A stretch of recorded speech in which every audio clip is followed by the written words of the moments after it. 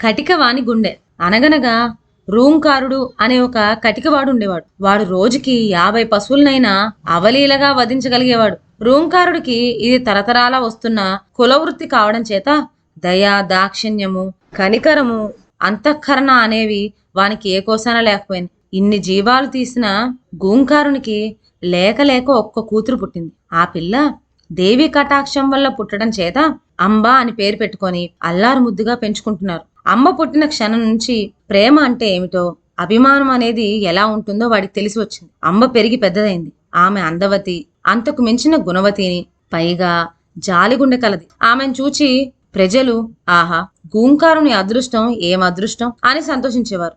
ఆమె ఎన్నడూ మాంసం నోట పెట్టుకోపోవటం చూసి లోకులు మరీ అబ్బురపడేవాళ్ళు. ఒక రోజున గూంకారుడు అంగడిలో ఉండే సమయమందు ముద్దుల మూట కట్టే ఒక ఆవుదూడిని ఎవరో ఇంటికి తీసుకువచ్చి అమ్మ చూపారు.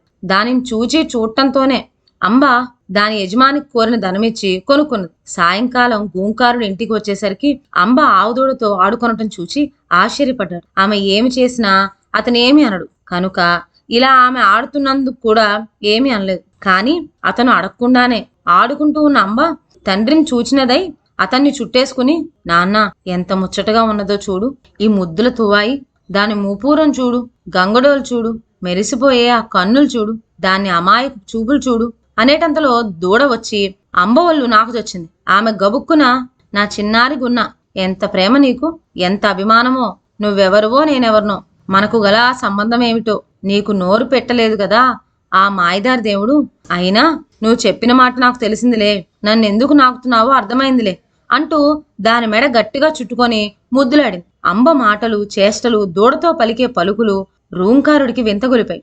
దూడతో ఆడుతున్న అంబ మళ్ళీ తండ్రిని చుట్టేసుకుని, నాన్న నా తువ్వాయి చూడు, నన్ను పేరు పెట్టి అంబా అని పిలుస్తున్నది, దానికి నా పేరెలా తెలిసిందో నువ్వు చెప్పావా? అవును గాని నేనొక మాట అంటాను, నీ కోపం వస్తుందేమో అన్నది. కోపం ఎందుకు తల్లి, ఎప్పటికీ రాదు అంటూ ఆమెను దగ్గరికి తీసుకున్నాడు. మరైతే విను, మిసమిసలాడే పశువులను, నవనవలాడే లేగలను విసుగు విరామం లేకుండా చంపి నీ చేతులు మైలు పడిపోయినాయి. ఆ పాపపు చేతులతో నా తువ్వాయిని మటుకు నువ్వు తాకవద్దు, తెలిసిందా? తాకనను ఒట్టేసుకో అంటూ తండ్రి చేయి తన చేతిలో వేసుకుంది. ఈ మాట వినగానే గూంకారుని హృదయంలో కలవరం బయలుదేరింది. ఒకనాటి అర్ధరాత్రి అందరూ గాఢంగా నిద్రిస్తున్న సమయంలో ఎవరో తలుపు తట్టారు. 2-3 సార్లు అలా తట్టేసరికి గూంకారుడు లేచి తలుపు తీశాడు. చూడగా అతను గ్రామాధికారి అంటే ఊరందరకు హడలే. అందుచేత ఆయన ఈ అపరాత్రి వేళ స్వయంగా రావటం చూడగా గూంకారుడికి కంగారు పుట్టింది. చూడు గూంకార్, తలవని తలంపుగా ఇప్పుడు నాకు ప్రాణ స్నేహితులు వచ్చి ఉన్నారు. నీ వద్ద గల ప్రశస్తమైన మాంసం ఎంతుంటే ఇదిగో మా నౌకరు చేతికి, ముఖ్యమైన విషయం కనుక నేనే వచ్చాను అన్నాడు. గూంకారునికి పచ్చి వెలక్కాయ గొంతులు పడింది. ఆ రోజున అదేమో కాని కొట్టిన మాంసం అంతా ఒక్క తునక కూడా మిగలకుండా విక్రమం అయిపోయింది. ఎన్నడూ తన గుమ్మం తొక్కి ఎరుగని అధికారికి ఏం జవాబు చెప్పుకోవటం? బావయ్య, నేను పట్టుకు వచ్చి దాఖలు చేసుకుంటాను, తమరు పదండి అన్నాడు గూంకారుడు. కాదు, నేనిక్కడే ఉంటాను, స్వయంగా తీసుకువెళ్ళాలి, వెంటనే ఏర్పాటు చేయి అంటూ అధికారి అక్కడనే భీష్మించుకుని కూర్చున్నాడు. గత్యంతరం లేక గూంకారుడు అంబ పెంచే లేగను విప్పి కమేలాకు ఈడ్చుకుపోబోయాడు. లేగ అంబా అంబా అని జాలిగా 2 సార్లు అరిచింది. నిద్రిస్తున్న అంబ ఉలిక్కిపడి లేచింది. తువ్వాయి కోసం చూసింది. కనపడకపోయేసరికి ఒక్క అంగలో అడ్డుదారును పరిగెత్తి కమేలా చేరుకుంది. తన మెడను కత్తుల మధ్య దూర్చింది. ఇంతలో లేగ నీడ్చుకుంటూ గూంకారుడు గబగబా వచ్చేశాడు. కత్తెత్తబోయాడు. తన చిన్నారి అంబ అక్కడ కంటపడగానే కెవ్వుమని ఒక పెద్ద కేక వేసి చాపకట్టుగా పడ్డాడు. కొంతసేపటికి స్మృతి వచ్చి గూంకారుడు లేచాడు. తన ముద్దుల కూతుర్ను కరుక కత్తుల నుండి తప్పించబోయాడు. కాని ఆ బాలిక ఎంతకు యువతలకి రాలేదు. ముందు నన్ను చంపు, తర్వాత నా తువ్వాయిని చంపుదు గాని, నువ్వు నన్ను ద్రోహం చేసావు నాన్న. ద్రోహం చేయటం జీవహింస కంటే కూడా ఎక్కువైన మహాపాపం. ముందు నన్ను చంపి తరువాత నా తువ్వాయిని చంపు అన్నది. గూంకారుడు, నిజమే అంబా, నిజమే, నువ్వు చెప్పిందంతా నిజమే అంటూ మళ్లీ పడిపోయాడు.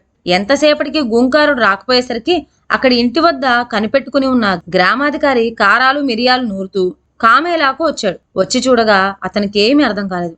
గూంకారుడు తేరుకున్న తర్వాత సంగతి సందర్భాలన్నీ వెల్లడైనాయి. లేగదూడ అంబా అని వచ్చింది. అంబ లేచి వచ్చి దాని మెడ చుట్టేసుకుంది. గూంకారుడు అంబను లేగను కూడా చేరదీసుకున్నాడు. బాబాయ్, నేను నా వృత్తి మానివేశాను, క్షమించండి అంటూ అధికారికి 2 చేతులు నమస్కరించాడు. అంబ త్యాగం చూచి ఆమె వాక్యాలు వినేసరికల్లా అధికారికి కూడా మనసు మారిపోయింది.